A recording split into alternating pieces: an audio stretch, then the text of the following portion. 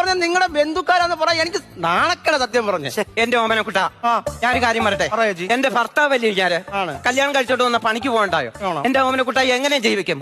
എന്റെ ഓമനക്കുട്ട ഓമനക്കുട്ടന്റെ വീട്ടിലാണെങ്കിൽ ഭാര്യ എങ്ങനെയാ നോക്കുന്നത്? എന്റെ ഓമനക്കുട്ട അവിടെ ഓമനക്കുട്ട അങ്ങനല്ലേ ഇത്ര നേരം അവള് പറഞ്ഞേ ഓമനക്കുട്ട.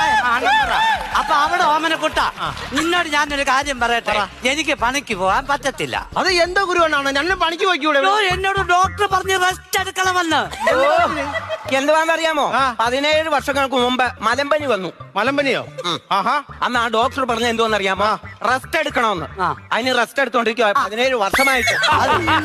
ഇത് വേറെ ഏതെങ്കിലും ഡോക്ടറെ പോയി കണ്ടിട്ട് ഇറങ്ങി പണിക്ക് പോകാൻ നോക്കണ്ട. എടാ ഈ ഡോക്ടർ പറയണ്ടേ? അത് ഞാൻ റെസ്റ്റ് എടുക്കണ്ട മതിയെന്ന് പറയണ്ടേ? അതെന്തുവാന്ന് ചോദിക്കട്ടെ, ആ ഡോക്ടർ ഇല്ലയോ എന്റെ ഓമനക്കുട്ട മരിച്ചുപോയി.